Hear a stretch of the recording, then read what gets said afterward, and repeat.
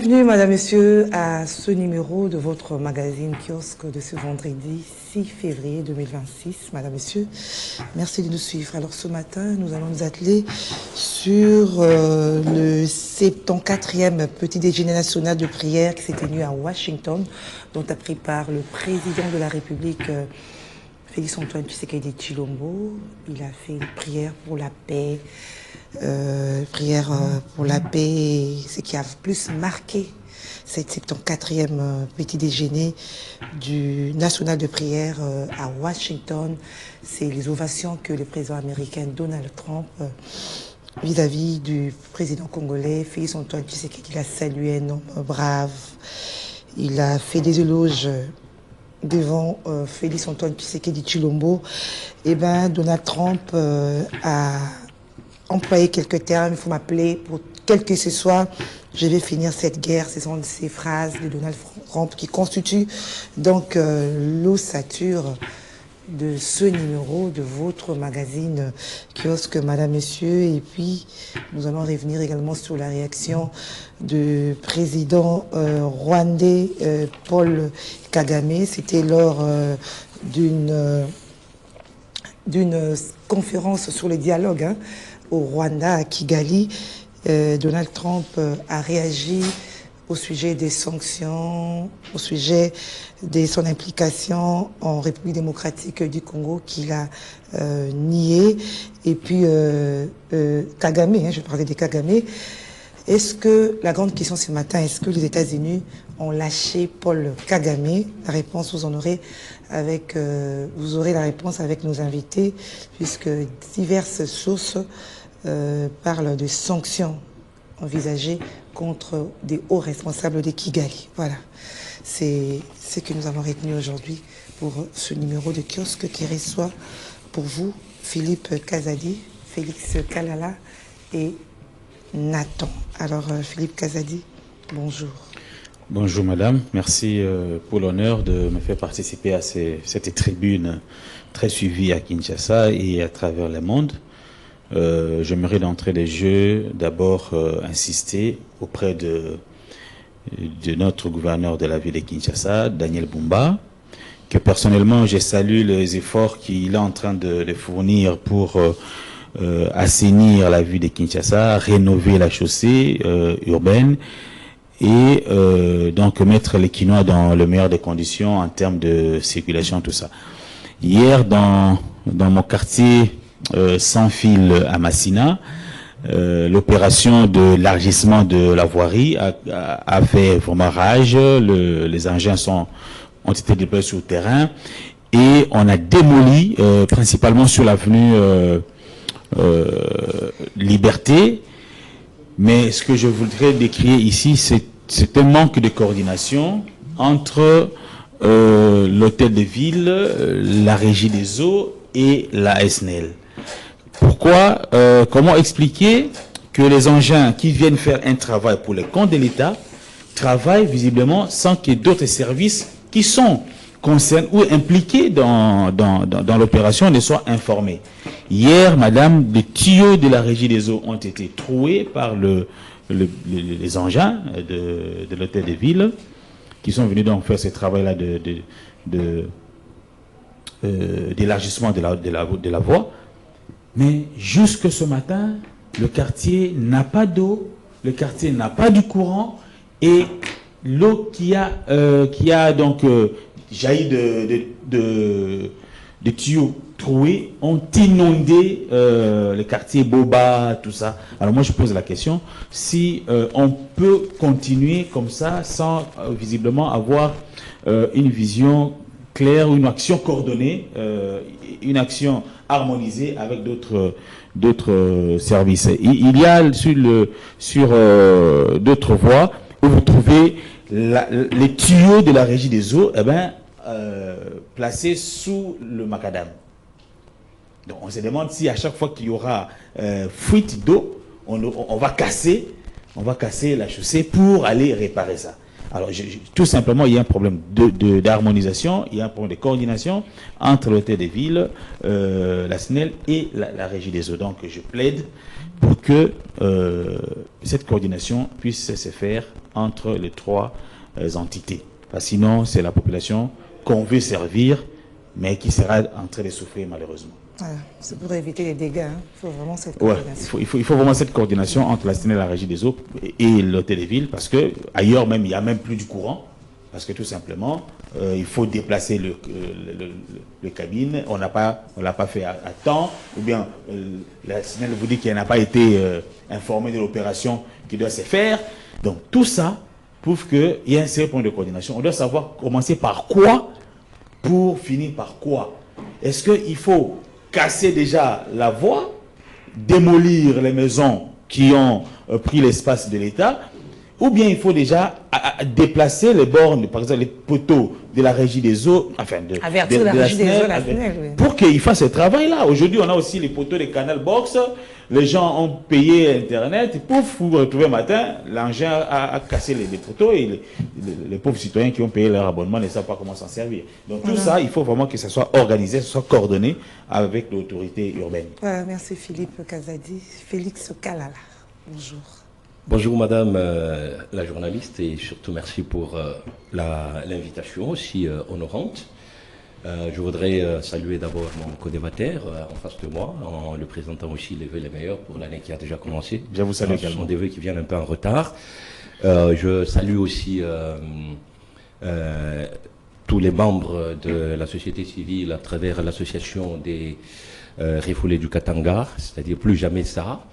Les victimes du génocide qui a été perpétré au Katanga en 1993, partout vous êtes, eh bien, je vous salue, et tout en vous rassurant que les choses marchent bien, surtout en ce qui concerne les démarches que nous sommes en train de mener en termes de plaidoyer, que ce soit au niveau des institutions nationales comme internationales.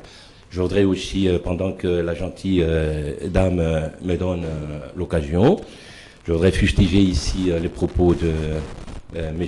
Matatampogno sur un média international où il a mis en relief les antivaleurs qui n'ont rien à voir avec les aspirations nobles de la République démocratique du Congo. Ici, je suis en train de parler du tribalisme, de l'ethnicisme qu'il cherche à exhumer, en parlant, je sais pas, en étalant sur la place publique cette platitude langagère, en dénonçant un tribalisme qui ne se justifie pas.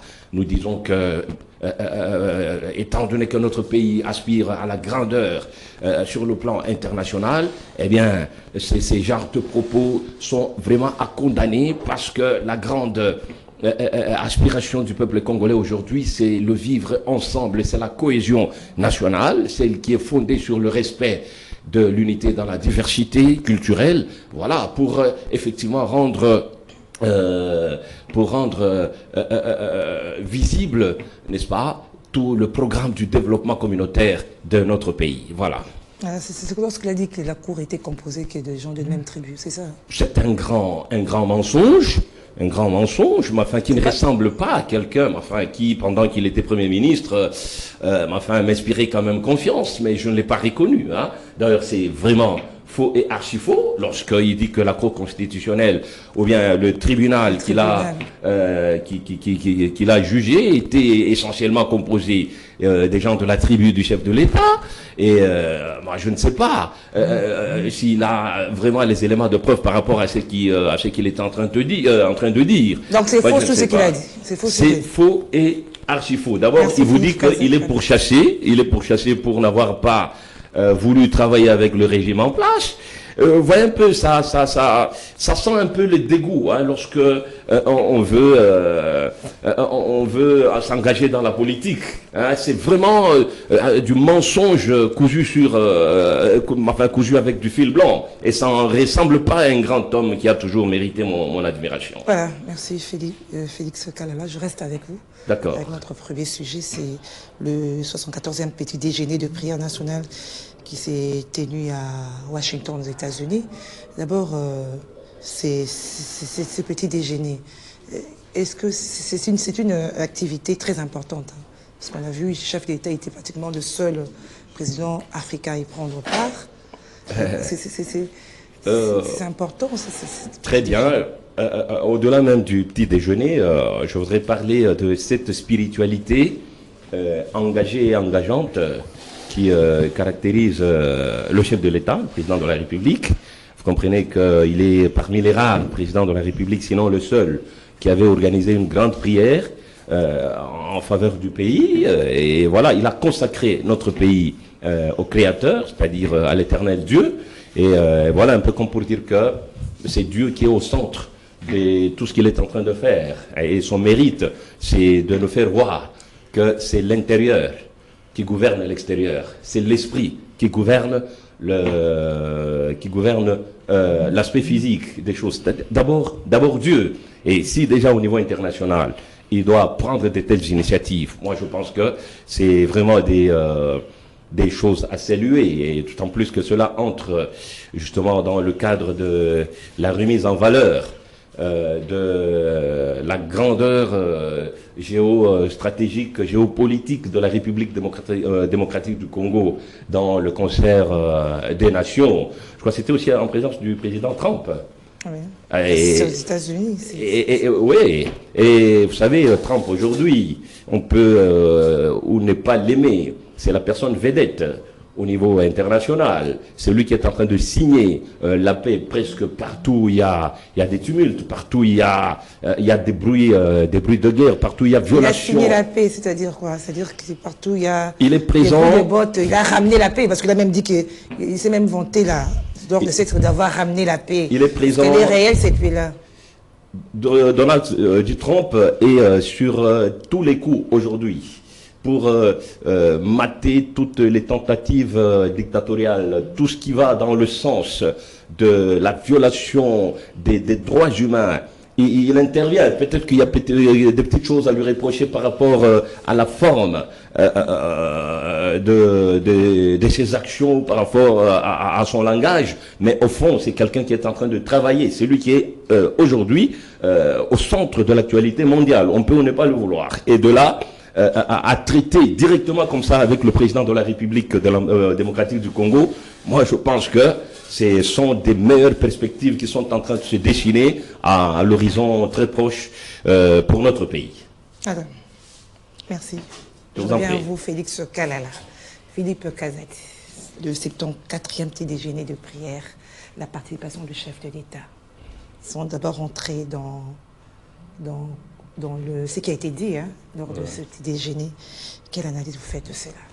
Bon, Donald Trump a organisé cette rencontre justement pour protéger, sinon élargir les intérêts américains au-delà du territoire national américain.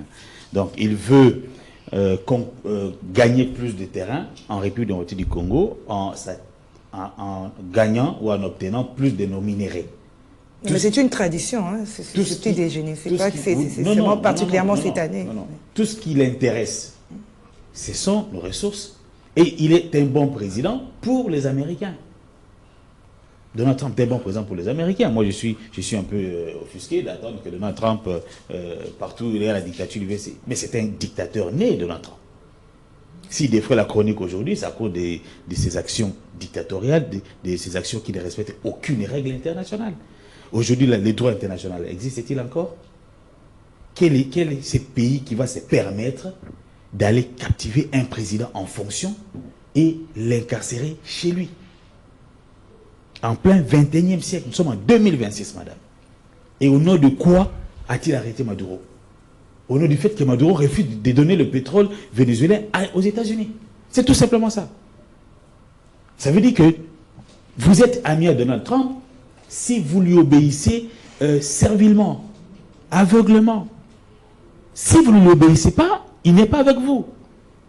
C'est un dictateur né. Et moi, même, je suis un peu gêné de voir les gens vraiment applaudir le fait qu'il ait jeté les éloges sur notre président. Mais pour moi, c'est de la flatterie. Comment ça? C'est de la flatterie. Il a salué le courage, vous savez, il a beaucoup fait de va-et-vient. Il faut suivre la communication de Donald Trump de pas à pas et regarder de près les types de relations qu'il entretient avec toute personne à qui il jette des éloges. Tout tout celui qui s'est soumis à la volonté de Donald Trump était bon monsieur, était monsieur gentil, ainsi et cela. Pourvu que le pays en profite aussi. Non, pourvu que lui en profite. Et le pays aussi. Il s'en fout de vous. Il s'en fout de vous.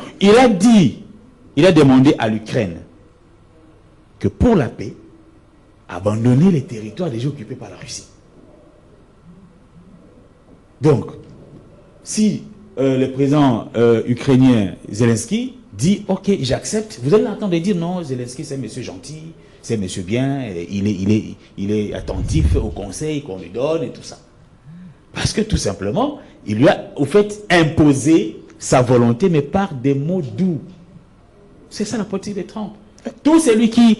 Et vous avez lu son dernier, un de ses tweets, il a parlé du président chinois, non, oui, le président russe, qu'il appellerait Monsieur le Président, Monsieur le Président. Par contre, les Européens l'appellent Monsieur Trump. Donald Trump. Donald Trump, il l'appelle Donald Trump. Et il est offusqué. Pourquoi les Européens l'appellent Trump et que le Russe l'appelle Monsieur le Président. Voilà. Donc, au fait, quelque part, c'est comme un président africain qui se retrouve aux États-Unis. Il est de la race de Omar Bongo, de Denis Sassou Nguesso, celui du Cameroun ici, c'est qui? Le vieux là. Le vieillard. Paul Biya. Il est de cette race-là, mais il se retrouve aux États-Unis. C'est tout simplement ça. Donc, moi, je sais que les États-Unis ont des atouts, ont des capacités à nous aider à mettre fin à cette guerre, cette guerre injuste que nous subissons de la part du Rwanda. Mais je ne crois pas aux mots. Je veux croire aux actes. Je veux croire aux actes. Le premier acte, c'est Uvira. Pardon? Premier acte, acte 1. Non. Uvira. Ah, donc il faut aller progressivement. Premier acte 1, Uvira, deuxième acte. Et dans l'entretemps, celui qui, Robio, nous demande à la fois de dialoguer avec, afin de tenir un dialogue inclusif au Congo. Robio, c'est le chef de la diplomatie de Donald Trump. Ok? Et quand vous arrivez devant Trump, il vous cajole avec des mots gentils. Mais on dit que Trump a toujours été franc, il ne mâche pas. Non, le masque finira par tomber. On saura qui dit vrai. Il ne dit pas vrai. Au fait, il dit ce qu'il pense réellement. Oui. Hein? Il dit ce qu'il pense réellement, mais est-ce qu'il a l'intention de faire ce qu'il dit? C'est ça le problème. Il peut instruire aujourd'hui au Rwanda de récupérer ses troupes de notre pays. À la minute qui suit, ils vont tout sortir. Il a le moyen, mais pourquoi il ne le fait pas? Mais il a promis au chef d'État, il a dit, je vais ramener la paix. Non, mais il avait déjà dit qu'il a fini la guerre. Attendez. Il a déjà dit. Appelez-moi pour tout ce qui... quoi que ce soit. Ça ne rassure pas. Pire aventure. Il a déjà dit qu'il a déjà mis fin à la guerre au Congo. Ok? Et là, devant les chefs de l'État, le nôtre, il dit, il va faire tout pour ramener la paix progressivement. Contradiction. Merci Donc Philippe. quand il est devant les Nations Unies, il se vante d'avoir ramené la paix en RDC. Mais quand il est en face du président congolais qui souffre de cette guerre-là, il ne peut pas dire qu'il a ramené la paix. Il ne peut pas le dire. Mais voilà, donc c'est ça son jeu. Il tient compte du public en face, de l'auditoire en face, il tient les discours pour toujours se présenter sous un beau jour, comme un leader incontournable, celui qui peut ramener la paix, pas un claquement des doigts à gauche, à droite. Et pourtant, ce n'est pas le cas, parce que lui-même est en... Quelle guerre a-t-il fini dans ce monde depuis qu'il est président de la République, il est président des États-Unis? Moi, je ne connais pas. Il est dans les discours, il est dans les discours. Et moi, comme Congolais, parce que nous souffrons de la guerre injuste qui nous est imposée par le Rwanda, et nous sommes allés vers les États-Unis pour demander l'aide et d'en finir avec Paul Kagame, mais qui nous aide. Il nous a ramené sur la table pour signer un accord avec Kagame, un accord qui ne sera jamais respecté. Vous voulez que cette aide soit du coup? Ça peut se faire du coup, parce que la population qui souffre n'a pas besoin de temps pour attendre. Mais vous espérez quand même que ça peut aller avec Trump. S'il vous plaît? C'est-à-dire, vous voulez que ça se passe du coup, vous ne croyez pas, mais vous espérez quand même que ça peut aller. Moi, je pense je sens un peu la diversion. Je pense qu'avec Trump, on peut arriver à en finir avec la guerre dans le reste de notre pays. Ok? Mais je ne crois pas que ça se fera. Parce que c'est un problème d'intérêt. La guerre économique entre la Chine et les États-Unis va se passer essentiellement en RDC, sur le minerai critique. Et ce que Trump veut, c'est de récupérer le part américain au Congo. Les parts qui sont déjà occupées aujourd'hui par la Chine. Comment ça va se faire? La RDC, j'ai déjà posé cette question sur ces plateaux une fois. La RDC est-elle à mesure de gérer deux superpuissances, okay, deux grandes puissances qui vont se battre sur le plan économique chez lui? Je crains qu'en définitive, ils se disent, comme à la conférence de Berlin, tu prends une partie, moi je prends une autre partie. Et ça s'arrête là. Je crains. Vous nous avez fait entrer déjà dans les débats alors que je parlais déjà de la conférence. Non, Nathan est là. Vous voulez répondre par rapport à Trump a fini la guerre quand? Je voudrais d'abord présenter ma désolation à Nathan, à qui je vais céder la parole tout de suite. Le temps pour moi de réagir. Vous avez 30 secondes, oui. À ce que mon ami Philippe venait de dire. C'est-à-dire dans le déroulé de son langage, il y a beaucoup de contradictions. Il vous dit d'abord que Donald Trump, c'est un bon président pour les Américains. Et puis après, il vous dit que il ne vaut pas la peine, etc. Il peut mettre fin à la guerre en RDC, et puis après, et puis il ne le fera pas. Trop de contradictions. Non. Je voudrais emprunter. La volonté n'y est pas. Je voudrais lui emprunter un mot qu'il a utilisé un peu de façon continue, c'est-à-dire l'intérêt. Mon frère, vous devez savoir que les relations internationales se fondent sur deux piliers, notamment les intérêts et le rapport de force.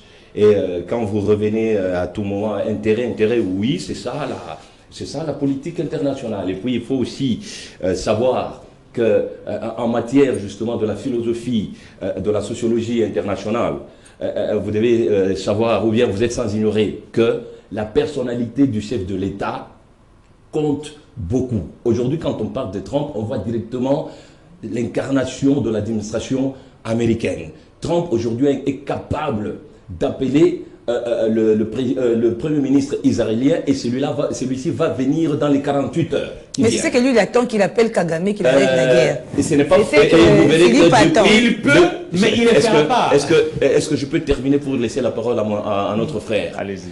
Si Kagame va aujourd'hui des contradictions en contradiction, au point même de dire que c'est lui qui est il est en train de mener la guerre à RDC pour récupérer ses terres, c'est parce que quelque part, il sent qu'il y a une menace qui pèse sur lui.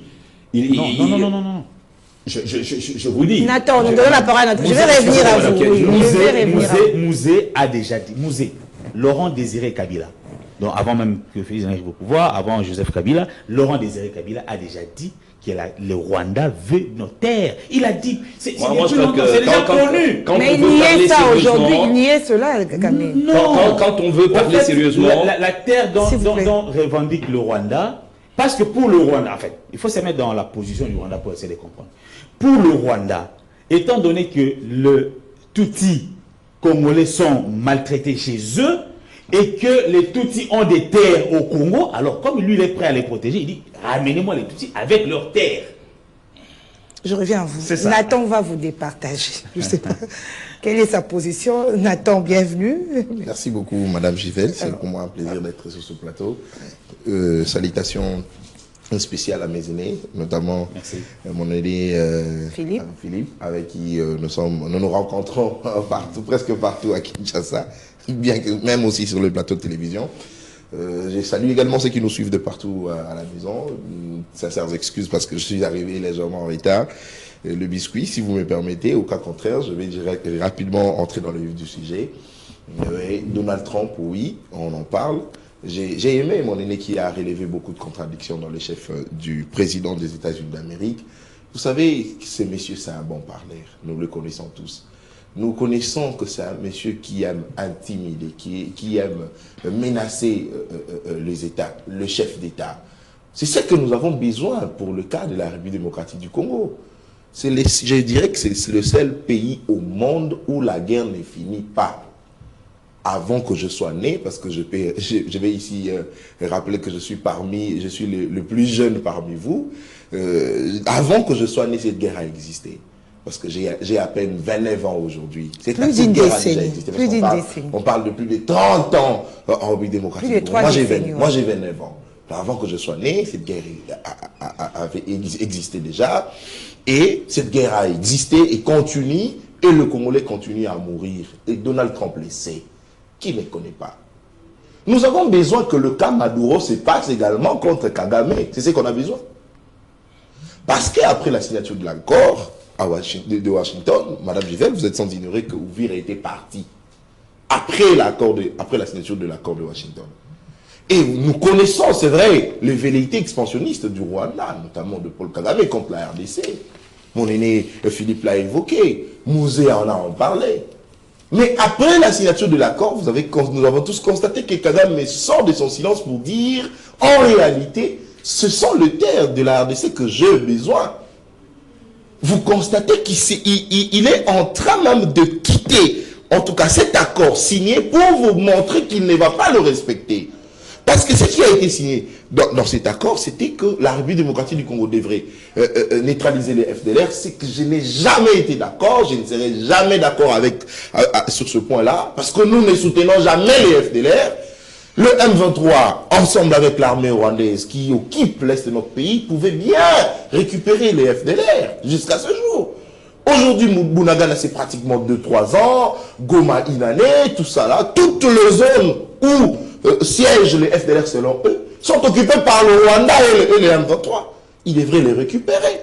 Vous constatez que les raisons évoquées par le Rwanda sont tellement non fondées que Paul Kagame maintenant veut changer de stratégie. Alors, il était même temps, après simplement sa sortie médiatique, que Donald Trump puisse envoyer ses militaires pour arrêter Paul Kagame.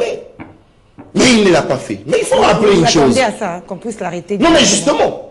Alors. Parce que le rapport des Nations Unies, tous les rapports au monde ont démontré que c'est le Rwanda qui tue en RDC. Tous les rapports. Il n'y a pas de contradiction.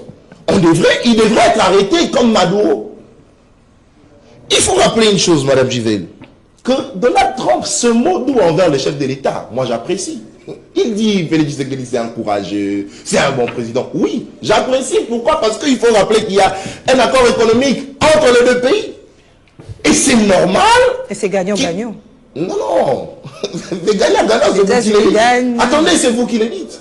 C'est vous qui le dites. C'est vrai que je n'ai pas participé justement en ce qui concerne justement la signature de cet accord. Je n'ai pas été là. Mais je peux vous rappeler, je peux vous apaiser que cet accord ne sera pas gagnant-gagnant, sachant la puissance même, le droit de veto même des États-Unis d'Amérique. Ça dira paix et minerai. En retour, nous voulons la paix et ils prennent le minerai. Et vous pensez que ça sera gagnant-gagnant? Non. C'est normal pour Donald Trump d'avoir le mot doux envers notre président, pour l'amadouer davantage, afin que le président sache et croit en lui. Madame Gisèle, le président de la République voyage à tout moment. Certains Congolais critiquent ses déplacements. Mais vous allez constater, partout où il va, l'enjeu, c'est la situation sécuritaire à l'est de notre pays. Comme a dit mon aîné Philippe, Félix Tshisekedi souffre. Mon président et moi souffre. Donald Trump le sait. Qu'est-ce qu'il attend pour mettre fin à cette situation? Que des contradictions. J'ai fini la guerre, j'ai fini la guerre. Il a répondu ça dans ses propos, il dit que c'est un courageux, un brave. Non, mais c'est normal. J'ai évoqué l'accord signé entre les deux États. Raison pour laquelle une partie doit avoir des mots doux envers l'autre. C'est normal. Mais le problème ici, c'est au niveau de l'exécution. C'est au niveau de l'action que nous attendons les États-Unis d'Amérique. Moi, je crois fermement, comme a dit mon aîné, que les États-Unis est capable de le faire. Les États-Unis sont capables de mettre fin à cette situation. En un seul mot, Donald Trump peut mettre fin à cette guerre. Mais il ne le fera pas. Pourquoi vous êtes pessimiste comme ça? Ça fait combien de temps, Madame Gisèle, depuis qu'on a signé cet accord de Washington? Appelez-moi pour quoi que ce soit. Ça fait combien? Attendez. Non. Ici, on ne peut pas dire... Donald Trump ne peut pas demander au président Tshisekedi de l'appeler pour quoi que ce soit. Non. Il connaît la situation. C'est comme un parent, je prends ça comme ça, c'est comme un parent à la maison qui sait qu'il doit payer le frais scolaire pour ses enfants et il ne l'a pas encore fait. Et il veut que lorsque les enfants partent à l'école, on leur chasse. Les enfants rentrent à la maison, prennent les téléphones et appellent papa pour dire qu'on nous a chassés. Pendant que lui-même, le parent, sait qu'il n'a pas encore payé le frais. C'est de l'irresponsabilité simplement. Le président Tshisekedi n'a pas à rappeler à Donald Trump, n'a pas appelé Donald Trump pour lui dire, voilà, nous avons tel problème, tel problème. Si nous avons signé cet accord, si lui a accepté d'être médiateur, c'est parce qu'il sait que la situation préoccupante en République démocratique du Congo, c'est la sécurité. Point. Nous n'avons pratiquement pas un grand problème au-delà de la situation sécuritaire. Et c'est ça, justement, le vrai problème qui fait que notre président puisse se déplacer. Oui, la prière, c'est ce que nous aimons bien, nous sommes chrétiens. La RDC, c'est un pays laïque. Moi, personnellement, je suis chrétien, à moins que mes aînés soient musulmans, mais je respecte justement les religions. Je pense que il n'est plus temps d'aller prier. Comment ça? Il n'est plus. On n'avait plus besoin d'aller prier. Notre président, lors de son premier mandat, il a laissé cette nation entre les mains du Seigneur. Et vous allez voir, même un aîné communicateur de l'Union Sacrée qui a insulté même le président de la République pour dire qu'il avait laissé le pays entre les mains du Seigneur Jésus-Christ. Non, c'était une insulte. Moi, j'ai pris ça comme ça. Il dit, le chef de l'État avait laissé la nation entre les mains du Seigneur Jésus-Christ, et on peut dire aujourd'hui que le Seigneur Jésus-Christ n'arrive pas à gérer la nation. C'était une insulte. Donc, pour dire que nous avons prié, nous aimons la prière, nous prions. Les différentes autorités, les dignitaires ont organisé ça et là de prières pour mettre fin à cette situation. Nous avons vu ici dans notre pays, même les militaires qui sont censés se battre ont passé du temps à prier. Les militaires au front, ils ont prié pour cette situation. Mais je pense qu'ici, il n'est plus temps de prier. Il est temps d'aller à l'offensive. Parce que Donald Trump nous montre qu'il est incapable de pouvoir apporter la solution à l'est de notre pays, nous devons nous-mêmes nous prendre en charge. Alors, oui. Nathan, est-ce que vous avez suivi la réaction de Paul Kagame après qu'il ait appris qu'il y a des sanctions, l'administration Trump envisagerait des sanctions contre lui? Non, mais justement. Non, mais est-ce que, deuxième question, est-ce que cela, n'est pas dû à des conséquences de la diplomatie du chef de l'État? Oui, la diplomatie du chef de l'État. Personnellement, moi je suis d'accord dans ce qu'il fait. Et c'est normal. C'est normal qu'il puisse se déplacer, c'est normal qu'il aille chercher également des solutions au niveau international. Parce que vous savez, aujourd'hui, on va résoudre ce problème tout en utilisant notre armée, parce que c'est la seule force qui pourrait nous permettre de finir cette guerre, mais aussi cet aspect diplomatique, pour ceux qui ont étudié les relations internationales, savent que la diplomatie également, c'est l'une des armes qui permettent justement à un État de pouvoir mettre fin à un problème d'insécurité. C'est normal que le chef de l'État puisse... Mais la réaction de Kagame, quand il dit que vous traitez un homme, un État comme un enfant gâté, justement, et que les sanctions, il a aussi évoqué la question des sanctions, il dit que je m'en fous des histoires pareilles. Vous avez suivi, et ça ne montre pas qu'il est vraiment affaibli. Non, attendez, vous savez que Paul Kagame a toujours été affaibli depuis très longtemps. Il a toujours été affaibli. Nous a évoqué cette question des terres que veut le Rwanda. Nous connaissons comment ça se passe. C'est une histoire où, même après Paul Kagame, cette question va continuer. Le Rwanda va continuer à envier nos terres. Le Rwanda va continuer à nous faire la guerre pour récupérer nos territoires. Parce que, selon les informations, nous connaissons qu'au Rwanda, ils étudient que l'Est de la République démocratique du Congo appartient au Rwanda. C'est ce qui se passe là-bas. Et c'est normal que Paul Kagame soit agité lorsque des États se liguent pour soutenir la République démocratique du Congo. Vous allez constater les climats. Constatez les climats entre l'Angola et le Rwanda. Ces deux présidents ne s'entendent pas. Pourquoi? Parce que Kagame estime que Joao Lourenço prend la défense de la République démocratique du Congo. Le deuxième cas, le président Ndayishimiye et le président du Burundi. Également, ils n'ont pas de bon rapport avec Paul Kagame. Pourquoi? Parce que Kagame estime que ce président prend notre défense. Mais vous allez constater les relations entre Paul Kagame et Ruto, celui du Kenya, ce sont des relations de paix entre amis, entre frères. Et c'est normal que Paul Kagame puisse prendre cette position, disons que les États sont en train de chouchouter le chef de l'État. Mais en réalité, Paul Kagame doit comprendre. C'est pas un affaiblissement là, ils ne se sont pas affaiblis. Non, justement, il n'est pas affaibli. Ce sont des réactions comme ça, après qu'il ait constaté que le chef de l'État a convaincu, le Congolais ont convaincu tous les États au monde que à ce jour, c'est le Rwanda qui nous tue. Et les rapports également ont confirmé. Donc ça n'a rien. Ce sont maintenant de réactions comme ça, qui font agiter Paul Kagame. Et moi je pense qu'il n'est pas temps à prendre des décisions, mais agir. Il faut agir. Nous avons demandé des sanctions. Oui, Paul Kagame a été sanctionné par des États. La Belgique, tout ça, sanctionné. Et qu'en est-il de la suite? Les sanctions n'ont rien apporté. Il faut agir. Si les États-Unis doivent envoyer les militaires pour travailler ensemble avec notre armée régulière, je pense qu'il est temps. L'heure n'est plus à pouvoir attendre de solutions venant de part et d'autre, mais il est temps également de passer à l'acte. Attendons voir. Les médiateurs doivent poser les actions. Nous également, ici en interne, nous devons également nous imposer, nous démontrer notre force, attaquer les M23, attaquer les Rwandais, pour en finir avec ces Alors, Félix Kalala, c'est un peu comme le corbeau et les renards. Hein. Si je peux résumer tout ce que vos co-débatteurs ont dit, c'est-à-dire que Trump, c'est un peu comme l'histoire du corbeau et les renards avec le fromage. Ok. D'abord, une petite désolation, parce que si une seule personne doit prendre 15 minutes... non, vous aussi, vous avez parlé, vous avez assez parlé. Vous avez même eu la parole 2 fois. D'accord. Il faut être tolérant. Hein. Voilà, vous avez eu la parole 2 fois. Merci beaucoup. Bon, je voulais d'abord vous dire que je ne partage pas ce pessimisme ouvert à propos justement de ce qui est en train de se faire. Bon, il y a mon ami, je ne suis pas directement en contradiction avec mes frères, bien au contraire, je voudrais mettre du contenu à ce débat qui se veut intellectuel, qui se veut objectif et rationnel.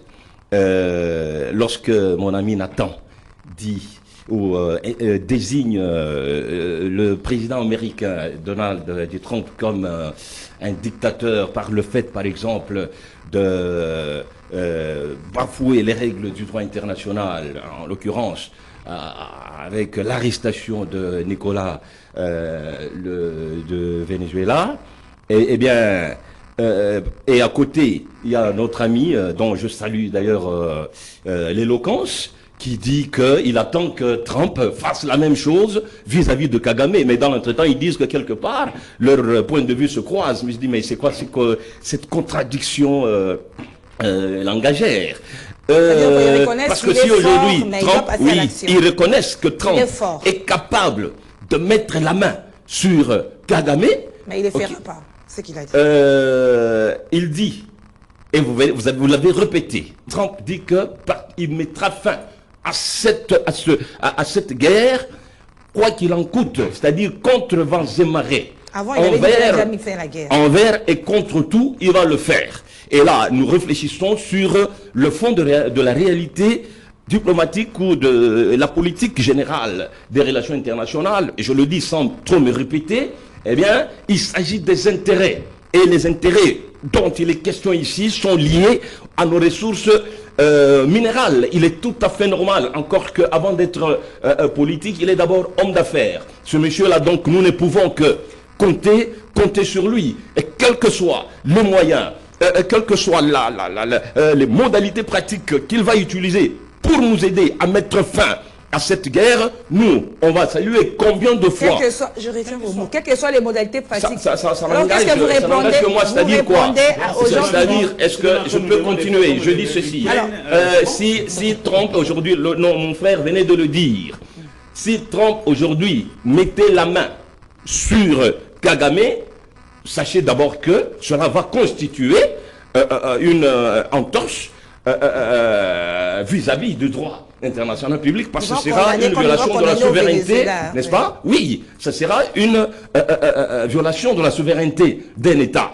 Vous reconnaissez cela également pour Maduro? S'il vous plaît. Parce que vous ne voulez pas reconnaître. C'est ce que j'ai dit. Voilà pourquoi je dis que, comme d'ailleurs la Bible le dit, un fou, il faut le traiter comme tel. Vous voyez, Kagame est en train de piller notre pays. Il est à la base des tueries. Mon frère venait de le dire, avec beaucoup de modestie. Il dit que, avant qu'il ne soit né, cette guerre existait déjà. Mais je suis en train aussi de lui dire que la diplomatie n'a jamais pris une tournure aussi grave, aussi captivante que comme c'est le cas aujourd'hui. Quelqu'un a parlé de Mouzé et tous les autres. Là, moi, je crois que s'il y a quelqu'un qui a ouvert la porte au diable, c'est ce Mouzé, je sais pas, Désiré Kabila. C'est lui qui nous a rendu un très mauvais service Vous voyez, on venait de célébrer la mort de Tshisekedi. On sait ce que Mouzé là, avant de se retourner contre les Rwandais, eh bien, on sait ce qu'il a fait, comment il a maltraité aussi Étienne Tshisekedi, ok, parce qu'il ne voulait même pas travailler avec lui. Et vous comprenez un peu. Aujourd'hui, et plus que jamais, nous devons comprendre que c'est déjà le début de quelque chose, c'est le début de la fin de cette guerre. De toute façon, ça doit commencer quelque part. Et Kagame n'a jamais été... À n'importe quel prix, comme vous avez dit, non? À n'importe quel prix. Et quand je dis à n'importe quel prix, je suis en train de faire allusion à certaines entorses sur le droit international public. C'est pas pour rien que je répète, moi je ne suis pas d'accord avec ce qui s'est passé au Venezuela. Hein, ok? Mais ça s'appelle aussi un pis-aller, c'est-à-dire un mal nécessaire. Vous comprenez? C'est ce que ça signifie. Alors, il attend ce mal nécessaire avec Kagame également. Moi, je reste optimiste. Ok? Étant donné que nos richesses sont à la base justement de cette guerre, qui est une guerre par procuration, une thèse que je suis capable de défendre, ce sont les superpuissances qui sont en train de se battre à travers les pays, à travers des pays interposés. Vous comprenez aujourd'hui, vous comprenez. Donc aujourd'hui là, la prise de position ou le deal que Félix Tshisekedi est en train d'entretenir avec les Américains, ça fait peur aux Chinois. On peut ou ne pas le vouloir. Alors qu'est-ce que vous répondez aux gens qui disent qu'on est en train de brader nos... Écoutez, les gens sont un peu... j'ai horreur de cette platitude réflexionnelle. Bon, on est en train de brader, ça signifie quoi? Dans ce pays, il y a eu ce qu'on appelait les 5 chantiers du chef de l'État à l'époque de Kabila. Et ce sont les contrats chinois qui étaient mis en relief, les contrats chinois. Et on disait que c'était des contrats léonins. Écoutez, il y a ce qu'on appelle... les joint ventures, c'est-à-dire donc vous me donnez le blanc, moi je vous donne le rose. Ok, c'est quoi votre besoin? Non, nous avons besoin des minéraux. Non, nous avons besoin d'infrastructures. Très bien. Moi je vous apporte les finances. Ce sont les joint ventures, c'est-à-dire ce sont des accords économiques. Nous aujourd'hui, pour même soutenir le programme de développement de notre pays, nous devons d'abord nous débarrasser de cette épine qui est dans nos pieds, qui est dans le pied de la gouvernance du régime actuel, c'est-à-dire la guerre à l'Est. Mais si quelqu'un dit, moi je vais mettre tous les moyens pour mettre fin à cette guerre, pourvu que je puisse quand même avoir accès à vos minéraux. Mais quoi de plus normal? Quoi de plus normal? Là, il n'y a pas bradage. Vous comprenez? Mais qu'est-ce qu'on appelle le bradage? Hein? Nous sommes, je dis ceci, nous sommes dans le monde, parce que vous avez parlé de la politique, de gagnant, le 50-50, 50 qui est d'ailleurs la philosophie de base du président de la République. Si, bon, les minéraux là, nous on ne les mange pas. Mais si aujourd'hui il y a les Américains qui disent que pour accéder à ces minéraux, parce que la zone qui est occupée aujourd'hui, ok, c'est la zone la plus hantée, la plus sollicitée, ok. Mais alors, si les Américains disent qu'ils peuvent assurer la sécurité à ce niveau-là, et que par ricochet, c'est la paix qui va passer par là, mais où est le mal? Alors, moi, je ne partage pas ce pessimisme béant. Alors, j'aimerais que vous répondiez à une préoccupation de Philippe Kazadi quand il dit qu'il craint qu'il y ait un conflit sur le sol congolais entre les Chinois et les Américains. D'abord, moi, en tant que chrétien, moi, en tant que croyant, j'aime être positif. J'aime développer ma croyance positive. J'aime avoir des pensées positives. Et la crainte, parce qu'on dit il craint. Oui, la crainte, c'est même l'air que le diable respire. Mais la réalité est là. Okay? Oui, quand on craint, hein, comme d'abord Job le dit, hein, c'est que je crains. C'est ce qui m'arrive. Et c'est que je redoute. C'est ce que maintenant là, et vous êtes sûr que même sur du point de vue géostratégique, géopolitique, Kagame peut nous faire peur. Est-ce que vous ne savez pas que nous, là, si on se décide même de faire du corps à corps, c'est-à-dire nous, les Congolais, on traverse... Les Chinois. Pardon? Les Chinois, c'est pourquoi je vous ai dit que le deal que Félix Tshisekedi est en train d'entretenir avec les Américains fait peur aux Chinois, parce que vous êtes sans ignorer que moi, que maintenant, là, dans l'espace du Grand Katanga, où il y a du cobalt, il y a et tout ce que vous connaissez comme minéraux et tout ça, eh bien, ce sont les Chinois qui sont dedans. Qui leur a ouvert la porte? c'est Kabila. Aujourd'hui, bon, et vous savez que Kabila était le prince charmant, Joseph Kabila était le prince charmant des Chinois. Aujourd'hui, c'est comment la lettre d'amour, c'est entre Félix Tshisekedi et Trump. Il est tout à fait normal que sur le plan international. Elle a sa raison d'être. Moi, je ne vois pas la crainte, bien au contraire. Ils vont déloger ces Chinois-là. Donc, comment il va les déloger? Oui. D'abord, il n'y aura pas question de les... le rapport de force va jouer. Si les Chinois sont en mesure de nous aider à terminer la guerre à l'Est, qu'ils le fassent. La priorité, c'est la guerre à l'Est. Oui, c'est ça la priorité dans notre pays. Merci Félix. On doit mettre fin à cette insécurité. C'est ça la priorité. La paix et les minerais. Vous voyez que les Américains étaient en train d'exploiter nos minerais de façon illégitime, si je peux dire ça, par le Rwanda. Aujourd'hui, ils passent par les propriétaires légitimes. Vous voyez que c'est une bonne chose. Vous voulez qu'on laisse, qu'on puisse l'utiliser sans que la RDC n'ait la main sur ça par le Rwanda. Bon, d'abord, moi je suis quand même étonné de constater que M. Félix a d'abord dit qu'il veut que ces débats soient un débat scientifique, un débat rationnel, mais là il nous ramène dans la foi. Parce que quand on est scientifique, le doute est aussi scientifique. Le doute est aussi scientifique et c'est aussi rationnel.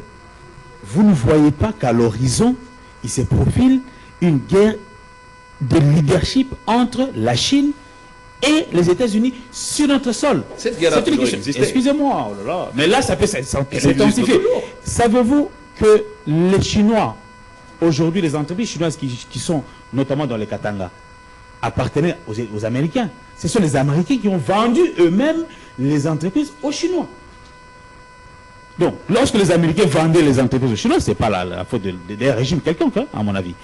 Et j'ai ouï dire hier que même les universités que les chefs de l'État ont en train d'inaugurer aujourd'hui, c'est dans le cadre du contrat chinois. Vous savez qui finance ces universités?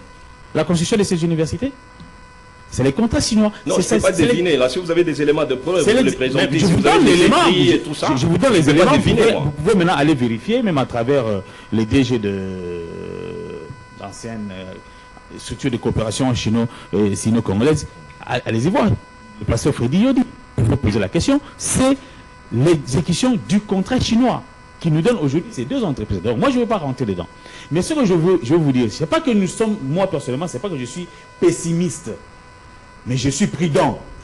Je veux être prudent pour mettre notre État, notre gouvernement devant ses responsabilités et ne pas croire que par les propos doux du corbeau de Donald Trump que nous pouvons espérer avoir la paix.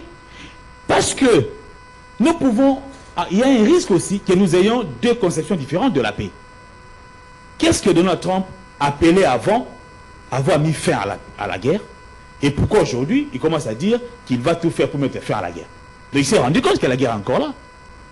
Lorsque nous disons ici que la guerre est là, Donald Trump a menti, il y en a qui nous contestaient sur le plateau comme vous. Que non, quand Trump parle, il faut savoir que c'est déjà exécuté. Et lui, il est au niveau, il connaît tout. Maintenant, il est descendu, le pied sur terre, il comprend que la guerre est encore là. Donc, nous ne sommes pas pessimistes. En tant que Congolais, on n'a pas le droit d'être pessimiste parce que c'est notre pays qui souffre. Ce sont nos frères et sœurs qui sont tués chaque jour. Ce sont nos minéraux qu'on pille. Mais nous risquons, si nous ne sommes pas prudents, d'avoir une paix pas sous la forme que nous voulons. Parce que je vous ai déjà donné l'exemple. Il a dit à l'Ukraine d'abandonner les territoires occupés par la Russie au nom de la paix. Au nom de la paix, laissez à la Russie ces territoires et on garde la paix. Donc, si l'Ukraine accepte, donc, si vous étiez ukrainien, vous allez dire, ok, bravo, Zelensky, vous êtes un très bon président, vous êtes brave, vous avez accepté la proposition de Trump, voilà, maintenant la paix est là. Zelensky n'a pas tout gobé. Il n'a pas tout gobé. Ah ben voilà. Mais c'est justement ça. Ça veut dire quoi? Ça veut dire quoi? Ça veut dire que la proposition pour nous ramener à la paix effective que va nous apporter Donald Trump, est-ce qu'elle va rencontrer la position de la RDC? Pour nous, la paix passerait par ces contrats, ces partenariats stratégiques entre les États-Unis et la RDC minerai contre paix. Ce n'est pas avec le Rwanda y compris. À partir du moment où dans l'accord, en fait, à partir du moment où dans notre diplomatie, nous avons tendu la main aux États-Unis, et qu'arrivé là-bas, ils nous amènent le Rwanda pour qu'on signe un accord de paix avec le Rwanda, moi je trouve ça trop suspect. Mais je ne sais pas pourquoi vous ne trouvez pas suspect à ce niveau. Qu'est-ce que le Rwanda est venu faire? Le Rwanda n'a pas de minerais, le Rwanda ne va donner rien aux États-Unis. Dans le cadre de la coopération que nous sommes allés proposer aux Américains, pourquoi les Américains ont fait venir le Rwanda sur la table? Parce que les conflits, c'est entre la RDC et le Rwanda. Non, mais parce que les États-Unis, je disais que les États-Unis sont capables de mettre fin à cette guerre même en une semaine. Mais le problème, c'est qu'ils ne les feront pas. C'est ça le problème avec ce qui nous diverge avec M. Félix. Donc vous entrez déjà dans les pensées des États-Unis. Ils ne feront pas parce qu'ils pouvaient... Attendez, madame. Ils pouvaient bien le faire depuis longtemps. Ah bon? Ah bien sûr. Les États-Unis n'ont pas commencé avec Trump.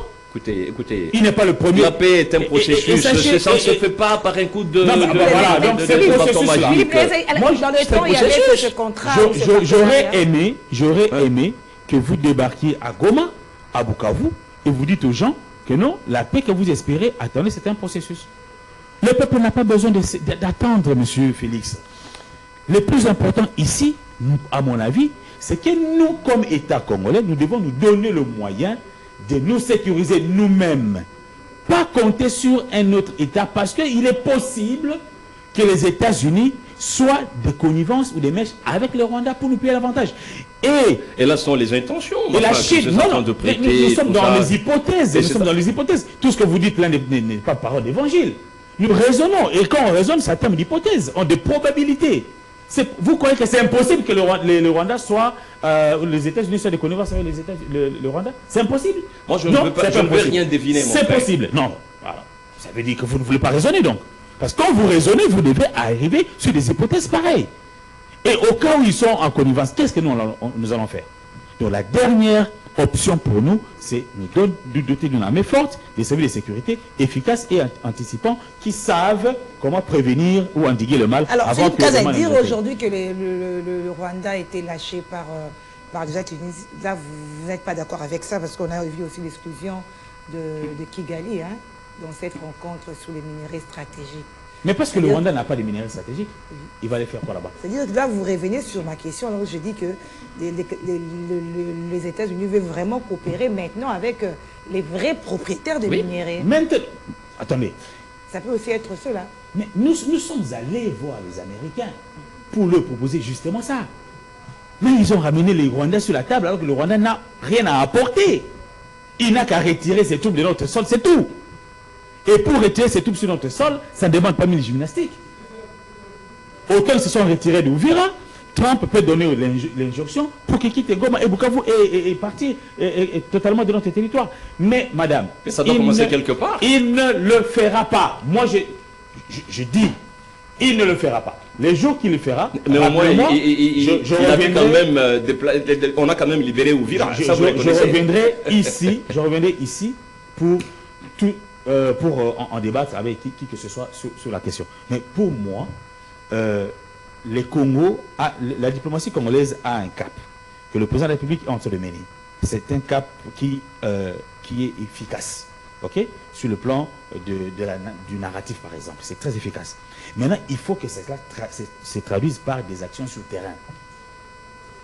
Qu'est-ce que nous, on attend concrètement des États-Unis? Par exemple, le renforcement en armes. Par exemple, la formation de nos militaires, par exemple, la coopération sur les échanges d'informations, parce que les renseignements américains sont aussi plus puissants que notre renseignement.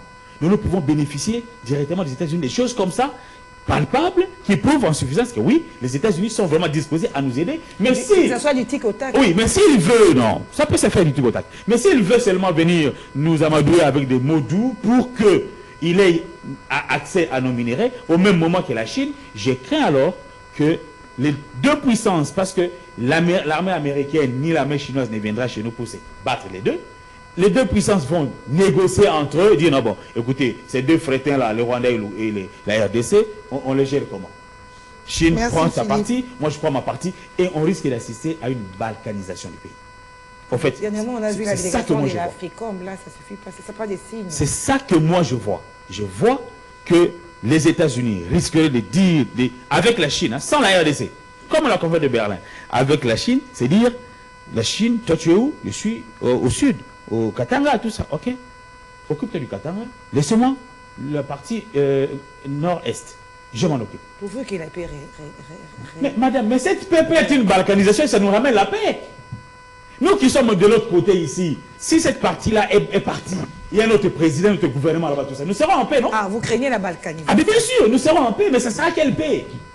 Nathan, est-ce que ça sera une paix qui garantit, est-ce que ça sera une paix qui garantit l'intégrité territoriale de la RDC? Est-ce que c'est une paix qui va garantir l'exercice de l'autorité de l'État sur les 2 345 000 km² de notre pays, à partir de Kinshasa? Ce sont des questions que je me pose. Et je reste quelque peu sceptique quant à ça. Merci. Nathan, comment vous voyez la suite? Merci beaucoup. Après que Donald Trump ait rassuré les chefs d'État devant beaucoup de gens, devant du monde, l'ovationner.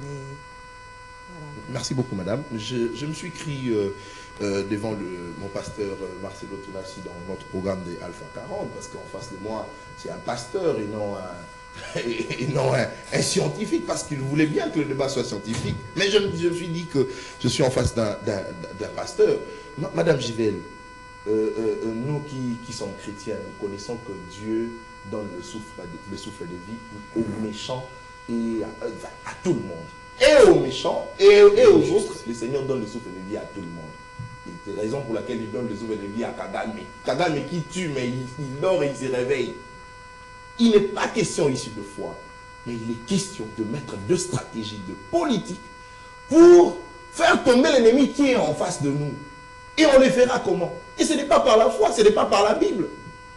C'est à travers la politique gouvernementale d'un État que notre président doit mettre en place pour mettre fin à tout cela. J'aimerais ici partir de l'exemple de nous les chrétiens, on ne voit pas ça comme ça, parce que dans la Bible, on dira... Non, non. Le peuple d'Israël, quand il levait les bras, la guerre finissait. On a vu la prière que le chef d'État fait hier. Hein? Non, non. Hier, lors de cette rencontre. Le président de la République. Il a dit aujourd'hui, Seigneur, fais de nous des artisans de la réconciliation. Là où la méfiance a régné, a fermé la route, ouvre un chemin, là où l'orgueil a dressé des murs. Vous avez suivi quand même la prière du chef d'État. J'aime bien mon président, j'aime bien le président Tshisekedi prie à Philadelphie. C'est une église où je pourrais dire que les dirigeants ont quand même, en tout cas, une certaine crédibilité dans notre pays, parce que le pasteur, nous le connaissons. C'est bien la prière, nous prions tous. Mais le reste, c'est maintenant notre intelligence à nous qui doit travailler pour trouver une solution. Le Seigneur ne va pas quitter là où il se trouve pour descendre et venir dire à Kagame, messieurs, tu dois arrêter de tuer en RDC. Non. Ceux qui ont fait les relations internationales savent que les États, ce sont des intérêts. Point. Rien d'autre. Les États, chacun est capable de menacer l'autre pour trouver son intérêt. Comme avec le Rwanda, nous connaissons que leur stratégie, c'est d'avoir notre terre. Et tellement que c'est justement ça leur intérêt, raison pour laquelle Paul Kagame va se battre pour ça. Après lui, cette bataille va continuer. Mais je crois fermement que nous, Congolais, n'allons pas accepter que cela se fasse. Je voulais partir de l'exemple de l'EAC. Nous étions contre l'EAC. Nous créons une zone tampon, ces armées vont s'installer pour mettre fin à la guerre. Qu'en est-il de la suite? Parce que je pense que mon aîné était également là pour défendre l'EAC. C'est de ses habitudes. Je le connais très bien. Nous étions contre cette histoire de l'EAC. Ils sont venus, ils se sont installés. Ils ont d'ailleurs bénéficié de grosses sommes par rapport à nos militaires. Le militaire kenyan touchait de grosses sommes par rapport au FARDC. Ainsi de suite. Nous étions contre. Ils ont créé des zones tampons. Ils ont pillé nos richesses. Ils sont partis. C'est pratiquement ça aussi la crainte avec les États-Unis d'Amérique. Une question que mon aîné Philippe a posée. Pourquoi ramener sur la table des négociations le Rwanda pendant que le chef de l'État Félix Tshisekedi s'est décidé de voir Donald Trump qui soit notre partenaire pour qu'il puisse nous rapporter la paix, nous donnons minéraux. Pourquoi ramener le Rwanda? Peut-être pour lui donner des injonctions. Non, il faut faire non. Ça. On n'en avait pas besoin. Je vous ai évoqué ici dans la table de cette émission, de ma première prise de parole, le rapport des Nations. Les différents rapports ont confirmé qu'il s'agit du Rwanda. Même Donald Trump le sait. Donc, Nathan, vous voulez dire quoi? Le fait que les présidents américains aient ovationné le chef de l'État congolais, ça n'a aucun effet sur le Rwanda. Madame Gidel. Parce que je vois les gens vraiment se réjouir de cet acte-là. Personnellement, je n'ai pas besoin que mon président soit ovationné par qui que ce soit. J'ai par contre besoin que mon président soit soutenu parce que lui, il a manifesté sa volonté d'aller voir Donald Trump pour apporter la solution, en retour que ce soit la solution et non des ovations. Président de la République, Félix Tshisekedi, c'est un bon président. Les différents présidents en Afrique l'aiment beaucoup. Il a mené une médiation, je crois, si j'ai bonne mémoire, au Tchad, où il a trouvé la paix entre le politique qui s'entretuait. À moins que je me trompe. Donc ça veut dire que Félix Tshisekedi, c'est un président courageux et on l'aime bien.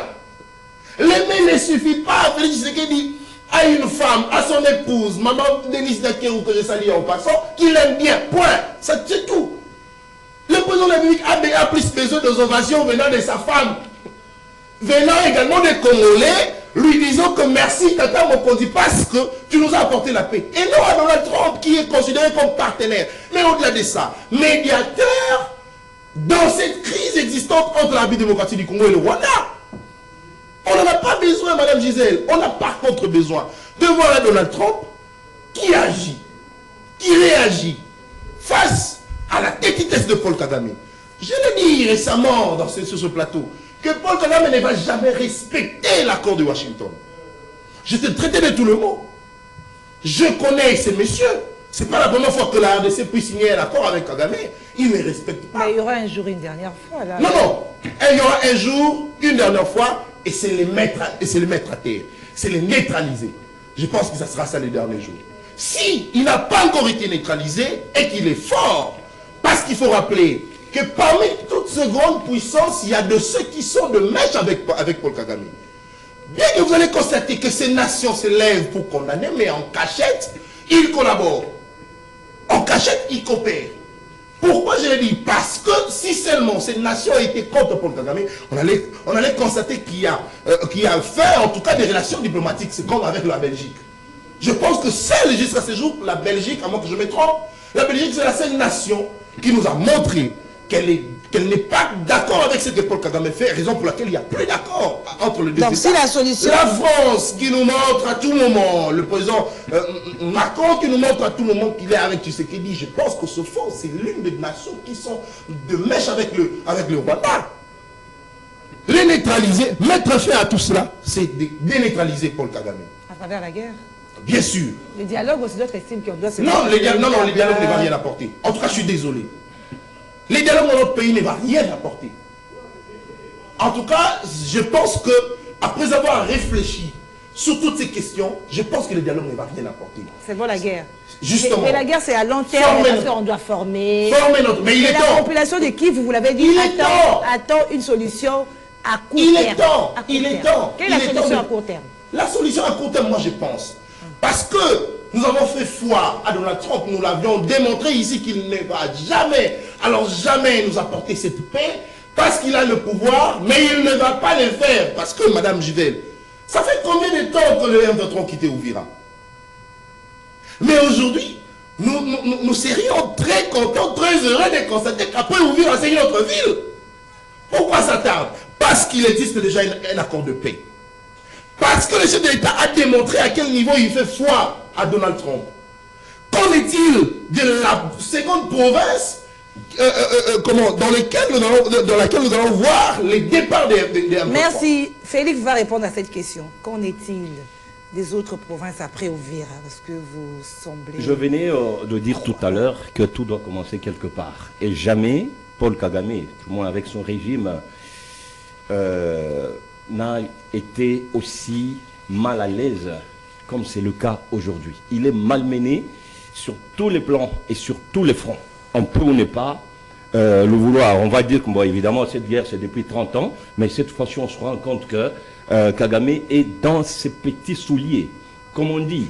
Je venais déjà de le dire en introduction, hein, parce que je reviens à la croyance que je défends. C'est-à-dire... ne vous répétez pas, mais dites qu'on est... Je ne me répète pas, je ne me répète pas, je venais de vous dire, madame, que c'est l'intérieur qui gouverne l'extérieur.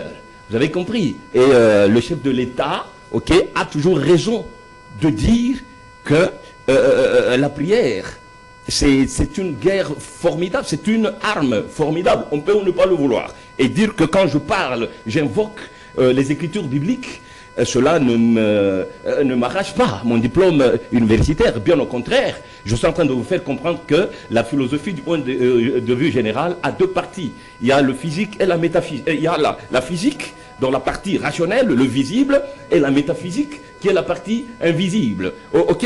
C'est... enfin, l'émission termine. Je répète, en terminant, que je ne partage pas le pessimisme de me faire. Si hier, si on parle de Vira, qui a été récupéré, demain, ça sera Bukavu, ça sera Goma, oui, et ça sera possible. Parce que vous verrez que ces aventuriers qui sont à l'Est, M23 et autres, sont déjà bloqués. Ils sont en train de reculer. Le timing, le temps que ça... Non. Moi, cette histoire de chronologie et tout ça, c'est pas moi du chronomètre, ne m'intéresse pas. Je dis, si nous avons pu attendre pendant 30 ans, nous pouvons encore attendre pendant une année. C'est ce que ça veut dire. Ça a déjà commencé, c'est le début de la fin. C'est ce que j'ai dit.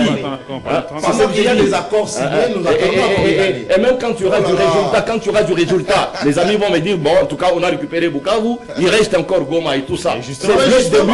Oui. Je veux bien qu'il soit exigeant. Je veux bien qu'il soit exigeant. Mais à côté de cette exigence, je les invite au réalisme. Donc c'est un peu ça.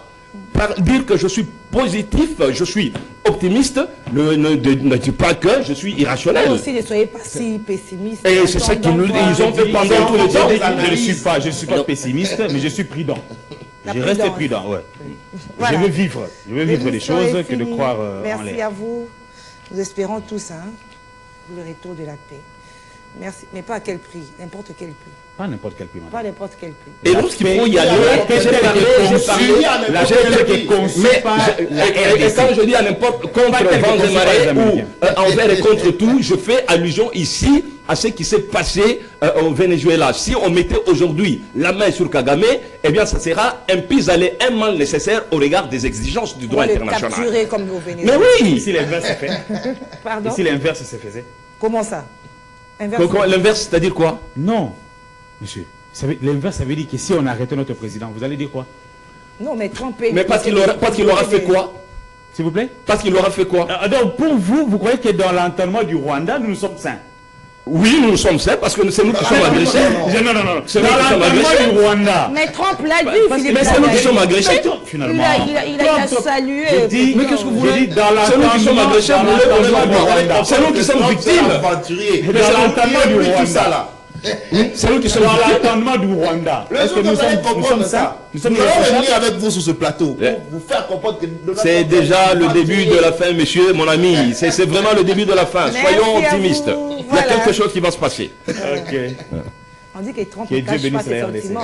Il y a une très forte pression sur Kagame. C'est l'abondance du cœur qui la bouge pas. Jamais Kagame n'a été malmené comme c'est le cas aujourd'hui. Merci, Félix. Oui, alors il a fait... Non, pas Donald Trump. Pas Donald Trump. Par notre président, oui. Pas Donald Trump. Pas par notre président, par la diplomatie de notre président. Bien sûr. Et cette diplomatie-là, c'est avec Trump. Mais c'est le président. Ah, oui, mais pas Donald Trump. Et il ne croit pas à Donald Trump. Nous croyons à notre président. Aux efforts qu'il peut fournir, avec ou sans Trump. Nous croyons à notre président qui est capable d'inviter Trump dans le jeu et dans le débat. Mais il croit à Trump. Trump, c'est la minute que Trump est un grand. Trump est au centre de la politique internationale. On peut ou ne pas l'aimer. Merci Philippe. Félix Kalala.